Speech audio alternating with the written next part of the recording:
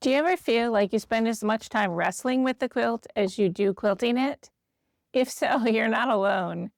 Managing the bulk of the quilt going through your home sewing machine is one of the most challenging parts of machine quilting. But I'm here today to share with you some of my favorite tips, tricks, and techniques to make it all easier so that you can focus on creating beautiful stitching for your quilt. Hi, I'm Beth Williams, and I've been machine quilting for over 30 years. So I'm going to share some of my favorite tips, whether you're working with a machine like this or whether you have a larger machine like this. Let's start with what's under the surface, the batting, and then the basting step, that is, joining your quilt top, your batting, and your backing fabric. When it comes to batting, if you're just starting out, I strongly recommend you stick with low loft cotton or cotton blend batting. These are 80-20, a cotton polyester. I like these because they are thin, so you don't have as much bulk as you're fitting it through your machine, and also because the cotton helps it be a little bit grippy so that it's less likely to slide. Your layers are less likely to slide and become misaligned while you're working.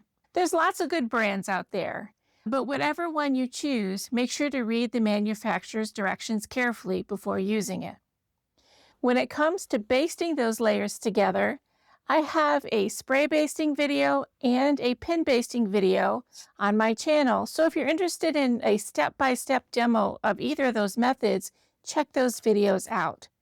But whatever method you choose, whether it's pin basting like this or spray basting, and I used 505 when I spray basted mine, or if you use another method entirely or another product, you just want to make sure that your layers are completely secure, they're not going to slip and slide when you're working, and that it's completely smooth and wrinkle-free on the front and on the back of your quilt. No matter how carefully you've basted it, it can still feel really awkward to get a quilt through your machine. So let's start with, since this is a small machine, let's start with some baby quilts. I strongly recommend, if you're starting out machine quilting, don't start out with a king-size quilt. It can be done. I have quilted a quilt over 100 inches wide on a machine that was this size, but it was not very fun. So I strongly suggest get used to the process with small quilts first and then work up to larger quilts. And I will show you some larger quilts, but let's start with the baby ones. So one of the most important things is to never have more than half of the quilt going through the machine at any given time. And what I mean by that is if you were going to quilt vertical lines on this quilt, what I would do is slide this in, and then I'm going to fold it. I'm not rolling it, I'm folding it so that I get to the middle. And then once I get to the middle, do you see how soft and squishy that is? That's nice and soft and squishy, which is what you want. So that then I could stitch this center line, and I'm kind of unfolding it accordion style. I'm just miming it here off my lap. All right, just like this.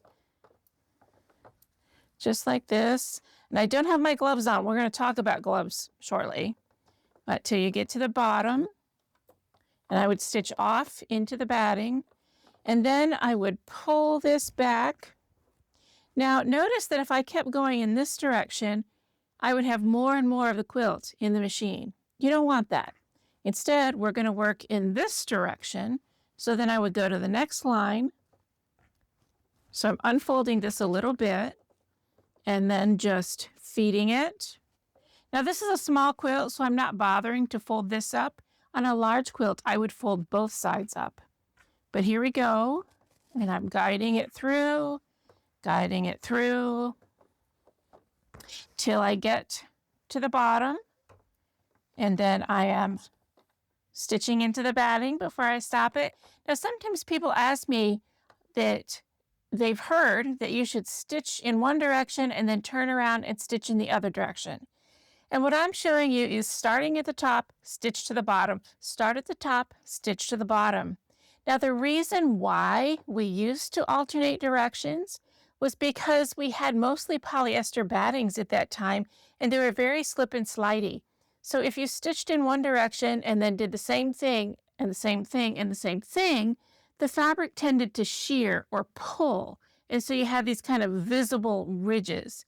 And to compensate for that, people would alternate directions to try to equalize the pull or the shearing. But with really good cotton and cotton blend battings, that is not necessary. And if you're doing that, you are getting the bulk of the quilt at some points going through your machine instead of no more than half. So I recommend start at one end, start at the middle, work towards the end, there we go, and never have more than half the quilt going through your machine. So we're unfolding it as we go, just gently. And again, I would be wearing gloves if I was really stitching, till you get down to the bottom, all right? And then same thing. And then once you've stitched one side, turn it around.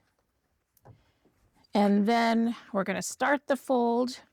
There's not a lot of clearance here, so I have to finish the folding once I get into the machine. Get back to the middle, start at the top, and then guide it through, okay? Just like that. Now I would take the time to fold this a little more nicely, except I'm trying not to make this an hour-long video, so it's a little messy, but hopefully you get the idea, okay? All the way down, and then the next line and the next line till I work my way across. And then if I was going to stitch horizontally, I would do the same thing. Now, because this is kind of a really nice diagonal lines, if you didn't want to stitch like this and this, but you wanted to do something maybe echoing these lovely diagonal lines, you do the same thing. The only difference is you would fold it on the diagonal to isolate, maybe start right there and stitch that way. Sometimes it's easier to keep your lines continuous, and sometimes it's easier to start and stop, whatever works best for you. But you could isolate those diagonals and then work that way, and you would do the same thing, rolling that side up. All right, hopefully that makes sense. Now on a large quilt, I don't know if this is big enough to do it, but we'll try it. On a large quilt, if I had a really long tube, I would accordion pleat this to make it easier to handle so that I could slide it into my machine, and instead of having fabric over my shoulder and on the floor and on the table, I could just feed it through like this, just gently up and over. This presenting it to the machine is especially important if you're working without a extension table. Let me just do this on the side. And what I mean is, instead of letting the quilt drag up from the table, when you're using your walking foot, you want to hold it up a little bit and present it so that the walking foot can grab it and pull it instead of having it drag up from the table. Okay?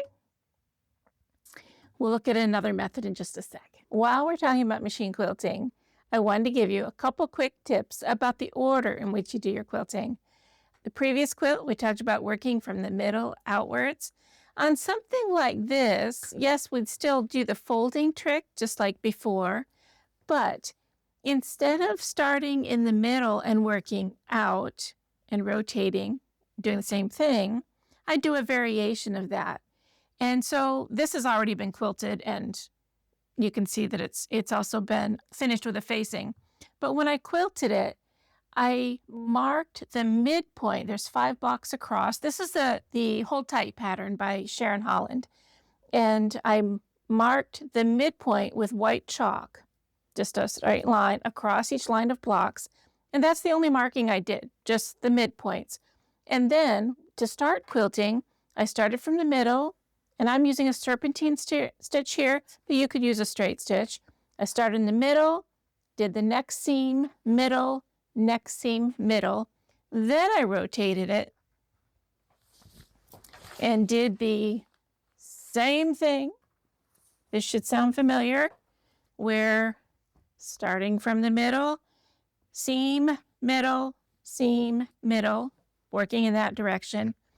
And that acted as stabilizing lines. And that's important on something like this when you're channel quilting or quilting in parallel lines, whether they're curvy or straight.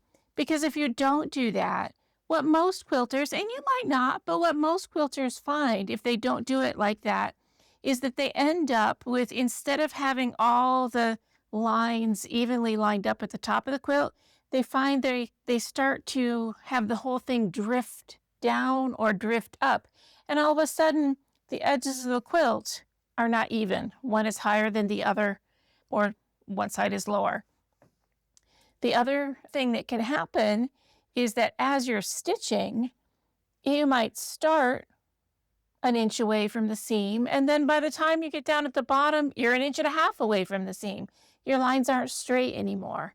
Very common. So by giving yourself those guidelines, in my case, it was in the middle of the block and on the seam, that divided the spaces up so that then the next round I did between those two lines, and I could just eyeball that between those two lines, all the way across, and then between those lines, and you get the idea. And by working it in gradually that way, I was able to keep everything nice and even, everything is parallel, and we don't have any weird spacing issues, and everything stayed even at the top and the bottom of the quilt. So I hope that tip helped.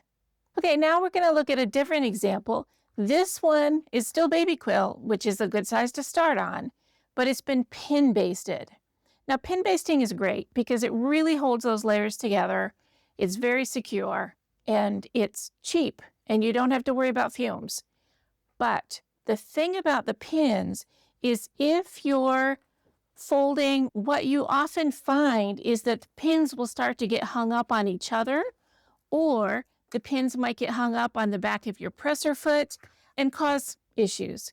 So when I am working with a pin-basted quilt, I usually don't start in the center and work out. Instead, I'm more likely to start on the outside and work in. So for example, on this quilt, I knew I was going to do that. So I left these lines open. Do you see I was very careful not to pin across these lines or these lines going vertically or horizontally. That will allow me to stitch those without worrying about bumping into any pins. And also it will stabilize the quilt so that I can start wherever I want to. So for on this quilt, the first thing I would do is stitch right next to the edge of the fabric where it's going to be hidden later by the binding, and stitch all the way around. And that is going to hold these together, and it's going to prevent this from flopping back and getting caught in your stitches.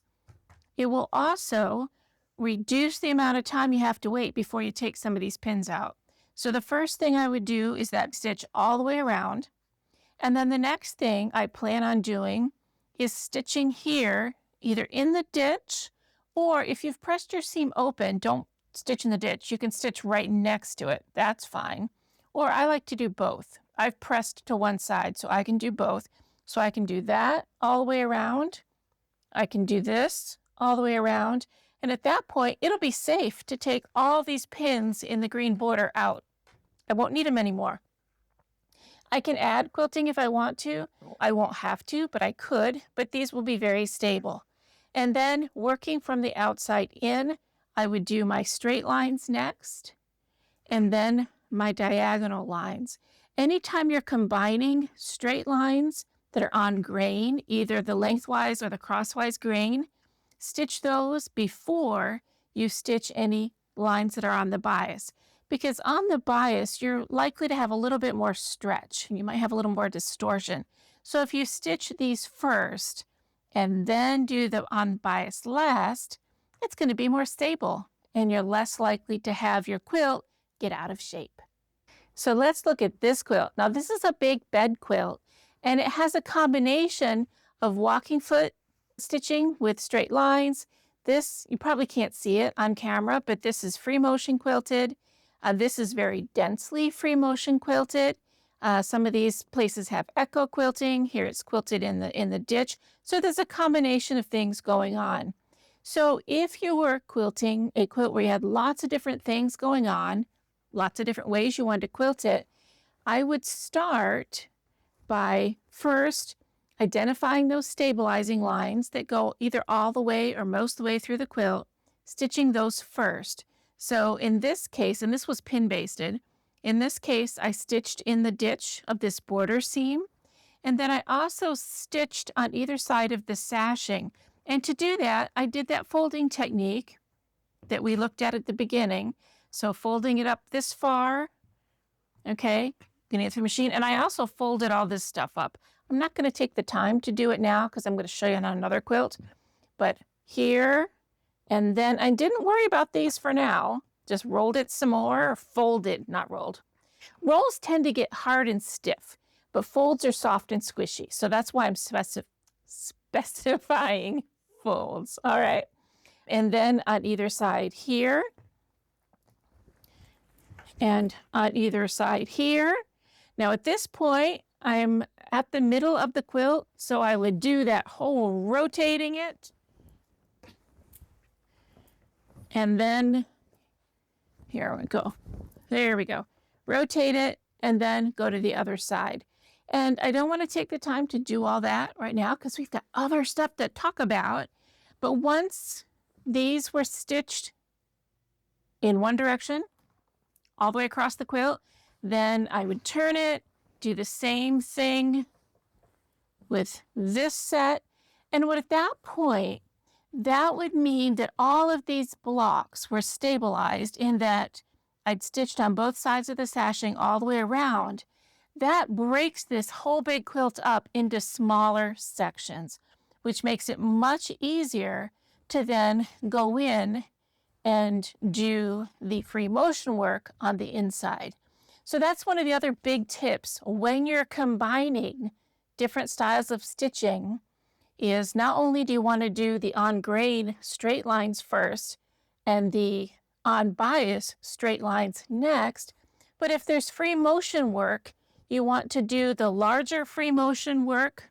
Again, you probably can't see it, but this is free motion quilted. And then around, I outlined these and did a little echo quilting. That's all free motion. And then the very last bit that I did free motion was this little tiny stippling in the background. You always want to do the smallest free motion last because that is going to prevent your quilt from becoming distorted. Because this is so tight, it has the most potential for distortion. So you save that for the end after everything else has been stabilized. Now, is this easy to get through this little machine? No, it's never going to be easy, all right? But it is more manageable when you have it broken up into sections and you keep folding it as you need to in order to get it through this space. I hope that makes sense. I have 2 more quilts to show you. I want to show you packaging and puddling because that's a shorthand version of my 2 favorite methods for dealing with large quilts. Okay, so let's look at this guy again. And this is a bed-size quilt. Now you can see that I'm using my current machine, thanks to Connor for letting me borrow her little machine. And I have the extension table. This is worth its weight in gold. If you can get an extension table that goes with your machine, or some machines come with them, it really helps support the quilt and makes it a lot easier to handle. You'll also notice I've got a lovely wide harp. The wider the area that you have to the right of the needle, the easier it's going to be. My right, your left. The easier it's going to be. Now, you can do this on a smaller machine. I'm going to show you on my machine because I have reached that stage in life where I get the big machine. All right, so let's look at this. So we have it folded just like before, but now what I'm going to do to make it easier to handle, and I mentioned this earlier, but that quilt was small, is I'm accordion pleating it. Do you see how that goes? Now you might have to fix the folds at the end. So if we're pretending that this is the bit where I'm going to quilt, so I have it all bunched up like this. Okay, so that great big quilt is now this big. much easier to handle. And then we'll slide over here, slide this underneath the presser foot. Now this quilt is finished. We're pretending, all right? But this is ready to go. Now I'm holding it up just a little bit as it hits my extension table. And then my walking foot is going to grab it, and I can just stitch my merry way just like that, bringing the folds up from my lap as I need to. I never bring more than one little fold up at a time, just like that. And I think this is the easiest way to do straight lines and gentle curves on a large quilt. Okay? And then you do the same thing. I'm not going to take the time to do it now, but just like we showed earlier, unfold, work from the center, unfold, and then as this side gets unfolded, this side gets folded, so it's much easier to handle. Now there's one more trick if you don't want to have it folded on both sides. So I'm going to pause for a second and have Connor help me set that up. Okay, let's look at a slightly different way to do this. We still have the folded part going through the machine, and remember how soft and squishy that is, just what we need. But over on this side, instead of having this folded up or in my lap or over my shoulder, what I have is a board. This is actually a big board, ironing board, that my friend Ginger's husband made many, many years ago. It normally has a special covering. I had to take that off because it was damaged. I'm going to redo it. Let me know if you're interested in a tutorial about how to create one of those for yourself. Meanwhile, I have my board here, and it makes an L shape. And I'm covering it with a mat just so that the quilt doesn't get hung up on the wood. And then I've got the bulk of the quilt, the weight of the quilt, instead of being on me, it's over here on my left on the board. And that way, as I'm working, as I'm guiding my quilt through the machine, just periodically I'll stop and pull some of this over. So just stop with your needle down in the fabric. Just stop as you need and pull the fabric over. And that way you only have a little bit of the quilt in front of you and in your lap, instead of having all of it in front of you or on your lap as you're working. Okay, last quilt. We're switching our focus to free motion quilting. Now, again, if you look closely, this is not a free motion foot, and this quilt is already quilted. So we're pretending. So we're focusing on how it's done. When you're free motion quilting a large quilt, it may or may not work well for you to work in columns, like the way that we did the other quilts. For that reason, the whole folding technique might not be as helpful. Instead of packaging, which is what I showed you, that accordion pleating, we're going to talk about puddling. Now for this quilt, let's say I was right here is where I need to quilt. All right, that's where I need to quilt. So what I would need to do to make that easy to access is I would gently fold up this side, just loosely. It doesn't have to be a thing of beauty, just gently folded or scrunched so that it fits. Now there's tons of room here, so it's no problem. On the other machine, it would be a little scrunchier, but it would work. All right, so here's my spot. Now there's several things I need to think about when I am working on a large quilt. And one of the biggest is when you're free motion quilting, you don't want your hands to slip, and you don't want to feel like you're pressing down into it, because that's going to cause strain on your arms and your neck. And it's also not going to give you good control because you're pushing, pushing, pushing. And at some point, your hand is probably going to slip. So this is where I would bring out my gloves. And I actually use at least one glove when I'm using a walking foot as well. I like to wear a glove on my left hand. But for free motion, I wear gloves on both hands. And this is going to give you much, much better control with just a light touch. And so I'm going to puddle this, because the second part of this is you don't want to pull the whole weight of the quilt. You don't want to work against the weight of your quilt. So if you kind of create a puddle by pulling the quilt up here, there, pull the quilt up here, it's nicely folded or scrunched here, so that you can do this and look at that part of the quilt's not even moving. You see how much easier this would be than if it's hanging down and you're trying to pull that whole bit of the quilt as you're working. So this way I can do my free motion work, do it, stop with your needle down anytime you need to kind of reposition your puddle, recreate your puddle.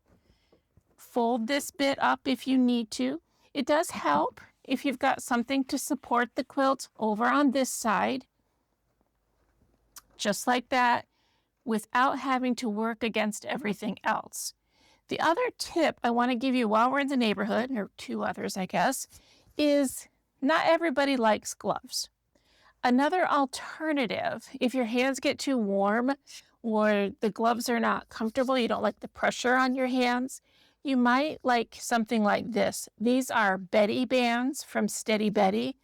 And what they are is just foam with some Velcro on the end. And I like these because I can put them around my hands like this. Now, I don't have a lot of sensation in my fingers, so I use this part of my hand when I'm machine quilting. So my fingers are there, but they're kind of hanging around. This is where the actual work is happening, right here. And so this gives me a good grip, but it leaves my fingertips free. And this is also nice if you're working on something where you need to change the color of thread or, do anything else here. It's nice because your fingertips are free. And there's quilting paddles and hoops and all that other kind of stuff. But to get started with, your gloves are very inexpensive. I'll put some links to both of these things in the description box. Very handy. If you don't have quilting gloves, if you have lightweight gardening gloves or bell ringer gloves or any kind of glove that will give you just that little bit of traction on the fabric, makes it much, much easier than bare skin in almost all cases, and is a lot more comfortable. One more thing I want to remind you about is take breaks. Whether you're using your walking foot or whether you're using your free motion foot, you're going to feel a buildup of tension in your arms, in your neck, maybe in your hands or your wrists. So be kind to your body. Work in, shorter periods. Don't do these marathons without breaks. I know how it is. I'm almost done. Take breaks, okay? And if you need to do some stretches like this, I know these look a little silly, but I'm being silly on camera for you, all right? Go like this, bend your neck. I can't bend my neck too much because I have stenosis, but, bend your neck. That's comfortable. Wiggle, change position, release some of that tension that's building up. And it'll be a lot more fun quilting if you do that. So I hope this was helpful for you today. If it is, consider giving it a like and subscribing so you don't miss more of my upcoming content. And thanks so much for joining me today, and happy quilting.